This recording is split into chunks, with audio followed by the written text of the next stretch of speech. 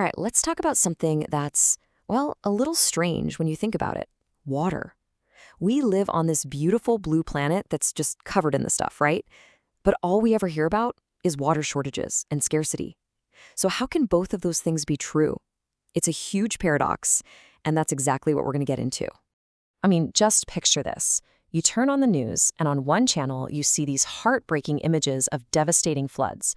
But then you flip the channel, and you see people walking for hours, sometimes miles, just to get a single pot of clean drinking water.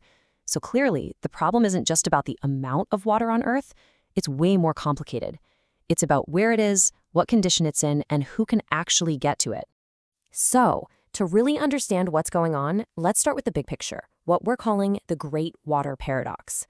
We see water everywhere, but the numbers behind what we can actually use, they're going to blow your mind.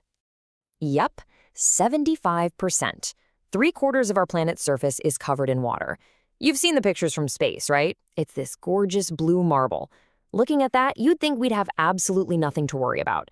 I mean, more than enough for everyone, forever. Well, here's the catch. The overwhelming majority of that blue, it's salt water in the oceans. You can't drink it, you can't water crops with it. The fresh water we actually need to survive is a tiny, tiny slice of the pie. And get this, most of that fresh water is locked away, frozen solid in glaciers and ice caps. So what's left for us in rivers, lakes, and underground is just a sliver of a sliver. Okay, so that brings us to the next really important question. If the amount of usable water is already so small, what's making it even more scarce? And it turns out the answer is, well, it's us. And this quote just hits the nail on the head. You know, it's so easy to just blame it on a drought or a lack of rain, but that's not the whole story, not even close. Our own choices, our growing demands, and frankly, how we mismanage water play a gigantic role in creating scarcity. So to make sense of all the human causes, here's a little acronym to help you remember. PAIUGP. Let's break it down real quick. First, P for population growth. More people means we need more water. A is for agriculture, which is by far the biggest water user on the planet. I is for our industrial needs, for making everything from cars to clothes. U is for urbanization. As our cities grow, they put immense pressure on local water supplies. G is for groundwater overexploitation. That's us pumping water out of the ground way faster than nature can put it back. And that last P, that's for pollution. And that pollution point is absolutely critical, because even if you have a river full of water, what good is it if it's toxic? We've got waste from our homes, chemicals from factories, fertilizers from farms, all of it pouring into our water sources. So it's not just about how much water we have, it's about how much is actually safe and usable. So, faced with these challenges, what's been our go-to solution for centuries? Build bigger, build dams. These massive engineering projects were supposed to solve everything. But as we're about to see, they've created a whole new set of problems, what you could call the big dam dilemma. The idea behind a dam is actually pretty simple.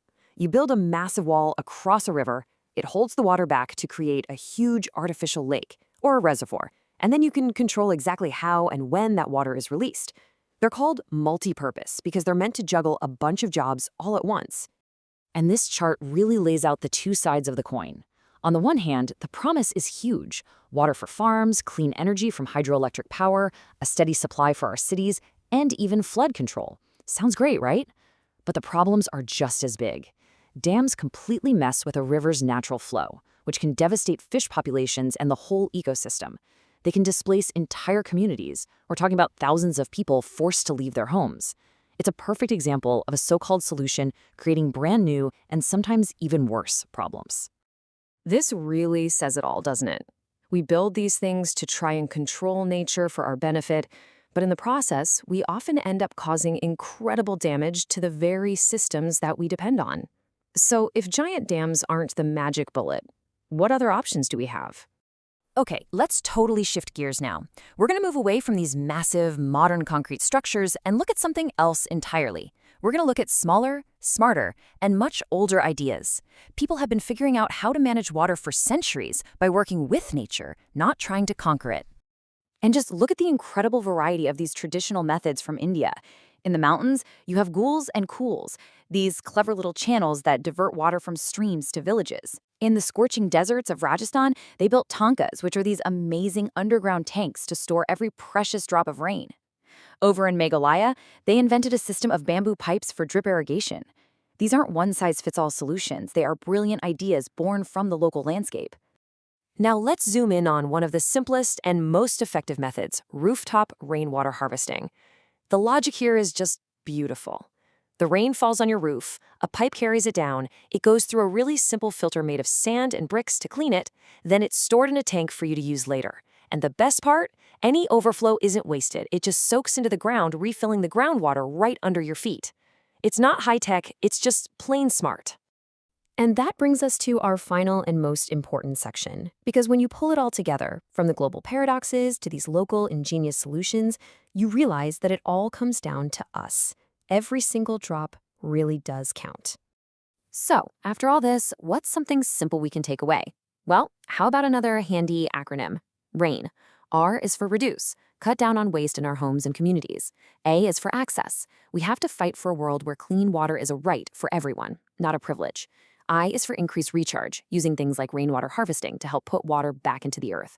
And finally, N is for nurture nature, because healthy forests and wetlands are the best water management systems in the world. And I want to leave you with this final thought. We need to start asking a different question. The challenge isn't just about finding the next river to dam or the next aquifer to drill. The real challenge is about shifting our mindset. It's about becoming better guardians of the water we already have. It's about protection, it's about fairness, and it's about wisdom. Thanks for joining me for this one.